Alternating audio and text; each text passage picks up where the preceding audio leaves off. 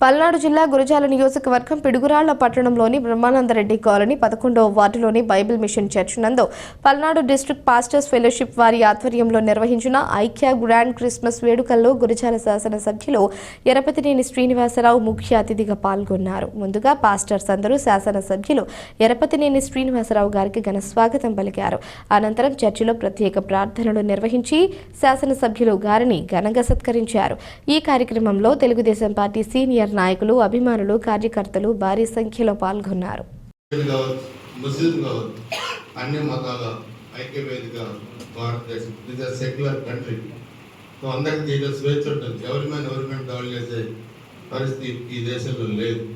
కానీ గత కొంతకాలంగా దశాబ్దాల కాలంగా మతాన్ని అడ్డం పెట్టుకొని దీన్ని రాజకీయాలకి డైవర్ట్ చేసి ఓట్ బ్యాంక్గా మార్చుకున్నారు కొంతమంది రాజకీయ నాయకులు, రాజకీయ పార్టీలు.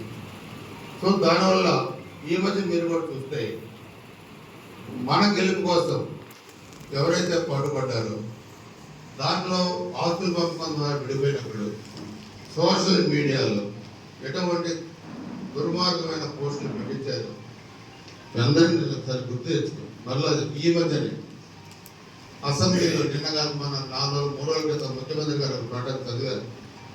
వర్రా రవిదండ్రి అనే వ్యక్తిని పులివెందులలో అరెస్ట్ చేస్తే ఆయన పెట్టిన పోస్టులు ఆ కుటుంబం మీద ఒకసారి మీకు గుర్తు చేస్తున్నాం. ఎందుకంటే మనకి జన్మనిచ్చిన తల్లిదండ్రులు లేకపోతే మన తోడబెట్టిన అన్నం చెల్లిలో ఉంటే మనందరం మన గౌరవించుకునే వస్తేక కుటుంబం, వస్తేక సమాజం అని. కానీ ఆస్తుల దగ్గర మనకి తగాదాలు వచ్చినాయని చెప్పి ఆ వ్యక్తులు పోస్టులు పెట్టారు. ఇంకా ముఖ్యమంత్రి గారు కొన్ని చదవలేకపోయారు. స్వర్ణిమ గారి గురించి పోస్టులు పెట్టారు. ఎవరు? ఒక మాజీ ముఖ్యమంత్రికి కూతురు, ఒక మాజీ ముఖ్యమంత్రికి చెల్లెలు. ఏం పెట్టారంటే స్వర్ణిమ విజయమ్మకు పుట్టింది కానీ తండ్రి రాజశేఖర రెడ్డి కాదు. సో పోస్టులు పంపిస్తారు.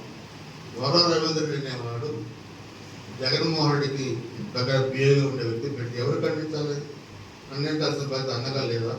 మిమ్మల్ని రాజకీయాలకు నేను ఎప్పుడు కూడా అడగలేదు, రాజకీయాల గురించి నేను మాట్లాడలేదు. కానీ భవిష్యత్తు గురించి నేను చెప్తున్నాను.